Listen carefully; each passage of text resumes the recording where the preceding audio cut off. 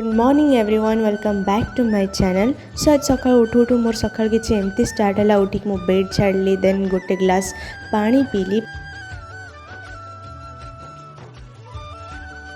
सो आज मत मुंड धोयाला से 1 आवर पूर्व तेल लगे मसाज करदेली बहुत भलसे।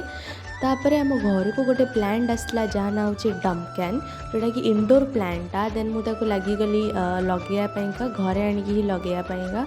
तो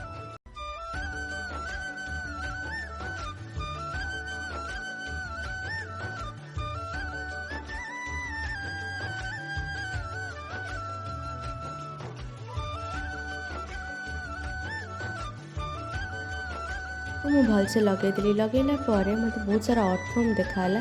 एक्चुअली यहाँ प्लांट ग्रोथ पाइंका बहुत बेनिफिट रहे से माटी दि जाए।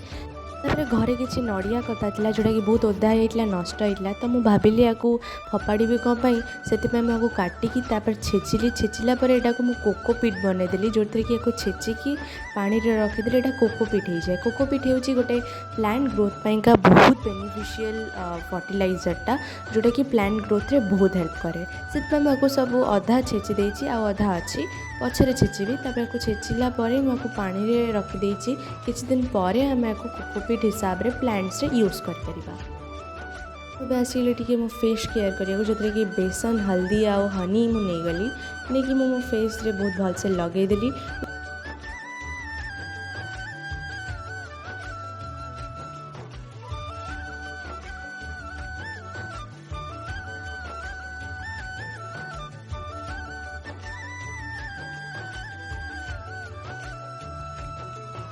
15 मिनिट्स आपको मु रखिला देन मो फेस वॉश करदेली। वॉश कलापर मो फेसटा बहुत ही ज़्यादा ग्लो ग्लो आसला। तापर मु गली गाधेवाई आज मुंड धोया तो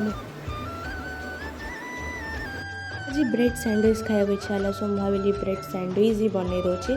देन मु ब्रेड सैंडविच बनैली सेजवान मेयोनीज भी थिला तो मो फेवरेट।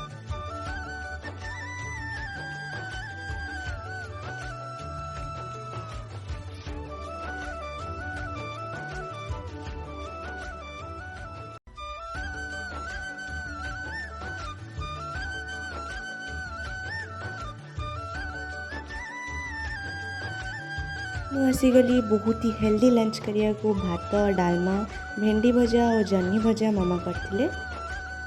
एबे बाजी राति 10टा आबे मो डिनर करछि तो आम डिनर रे आज पिठा और सांबर होइछि।